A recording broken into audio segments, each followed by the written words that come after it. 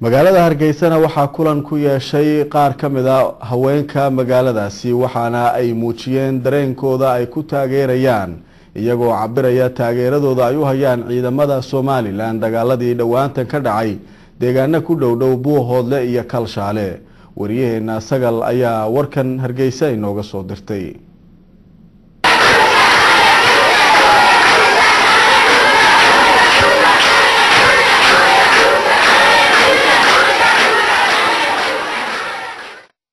haweenka Somaliland ayaa maanta isugu yimid kulan ballaaran oo ay ku taageerayaan ciidanka militariga Jamhuuriyadda Somaliland ee dagaalka kaga jira jiidaha hore ee deegaanada Buuhoodle kulankan oo ka dhacay xarunta hoolka shaqaalaha dawladda ee magaalada Hargeysa ayaa haweenku waxay ku muujiyeen taageerada ay u hayaan ciidankooda iyagoo xusay inay hiil iyo hooba la garab taagan yihiin ciidamada militariga ee Jamhuuriyadda Somaliland haweenkan ayaa isugu jiray dhammaanba haweenka saddexda xisbi ee ka jira Somaliland udub ucid iyo kulmiye haweenkii halkaasi ka hadlayna waxa kamid ahaa Xalimo Mooge Leila Cismaan iyo Xalimo Cismaan hadaladoodina waxa kamid ahaa garab taaganay ciidankeena qaranka ee jiida hore dagaalka ku jira waxa la guuleysteen guusha helaan Somaliland ha guuleysato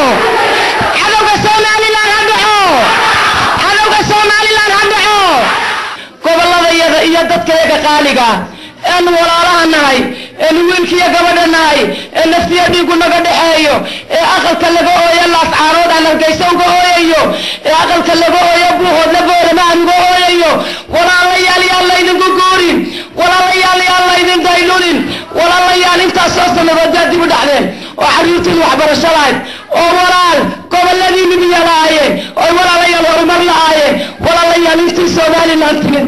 ayaa looga tiriyaa laas caarood iyo Buuhoodle intii bay isku la yeelanay intii bay horumar gaadnay intii bay walaal jira noqonay qiim baa la garab taaganaa anagu ciidanka qaranka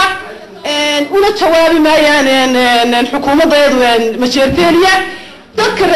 laas caarood ee Somaliland dariinta anagu madihin abtirsiin iyo citoona u aabayeelimayna anagu waa reer Somaliland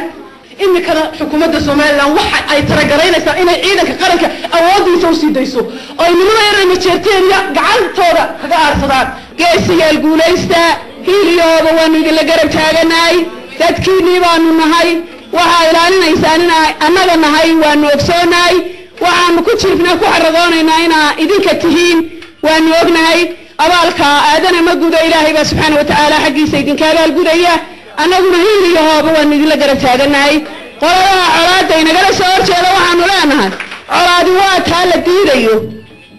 hadaa colaada orateen colaadu waa taas uu wiil ku dhinto ee wiil kuma dhasho inta dhimatay waa ogtiin inta kalena waa dhimanaysa damba ku jirta nabada naag baroorata oo dhulka isla dhacdo rag guubaabisa hora looga wixii ka dhacay ka dhashay hadaa tii doonaysaan diyaar baa la yahay naag wax guubaabisa waa hayna mid baroorata waa hayna mid shilin bixisa waa hayna waxaanu idin leenahay ragga colaada ha ku guubaabinina colaada iska day colaadu waxay taabataa waa dumarka iyo caruurta